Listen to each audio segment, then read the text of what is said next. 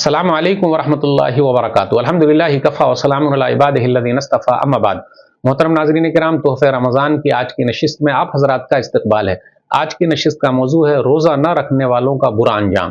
میرے بھائیوں، کچھ بد نصیب ایسے بھی ہیں جو روزے کے مہینے میں روزہ نہیں رکھتے، بڑے بد نصیب ہیں وہ لوگ۔ رمضان کا مہینہ آیا، کھا پی رہے ہیں، کل قیامت کے دن وہ لوگ افسوس کریں گے۔ تو ایسے لوگوں سے دور رہیے، کیا معلوم رمضان کا مہینہ دوبارہ نصیب ہو کہ نہ نصیب ہو۔ تو جو لوگ روزہ نہیں رکھتے ہیں تو اس کے لیے سخت وعید آئی ہے۔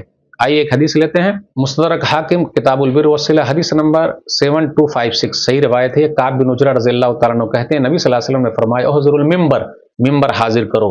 تو ہم لوگوں نے ممبر حاضر کیا، تو نبی صلی اللہ علیہ وسلم پہلے زینے پر چڑھے، دوسرے زینے پر چڑھے، پھر تیسرے زینے پر چڑھے، اور اس کے بعد کچھ باتیں کہی۔ تو صحابہ کرام نے کہا آج تو آپ نے ایسی باتیں کہ جو ہم نے سنی نہیں۔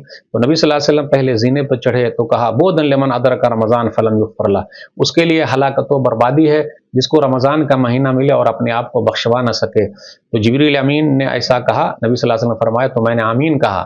اب آپ ہی بتائیے، فرشتوں کے سردار بد دعا کر رہے ہیں اور بنی نوع انسانیت کے سردار بد دعا میں آمین کہہ کے مہر لگا رہے ہیں۔ تو بڑا بد نصیب ہے وہ کہ رمضان کا مہینہ ملا لیکن وہ اپنے آپ کو بخشوا نہ سکا۔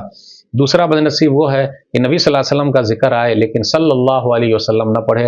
اللہم صلی علی محمد وعلی آل محمد کما صلیت علی ابراہیم وعلی آل ابراہیم انک حمید مجید، اللہم بارک علی محمد وعلی آل محمد کما بارکت علی ابراہیم وعلی آل ابراہیم انک حمید مجید نہ پڑھے۔ تیسرا بد نصیب وہ ہے کہ بوڑھے ماں باپ اس کو ملے ہیں لیکن وہ جنت میں نہ جا سکا، وہ بوڑھے ماں باپ اس کو جنت میں نہ لے جا سکے، تو بڑا بد نصیب ہے وہ۔ تو رمضان کا مہینہ ملا اور اپنے آپ کو بخشوا نہ سکا تو بڑا بد نصیب ہے۔ اللہ سے دعا ہے کہ اللہ تعالی ہم لوگوں کو رمضان کا مہینہ رکھنے کی توفیق دے، آمین۔ والسلام علیکم ورحمۃ اللہ وبرکاتہ۔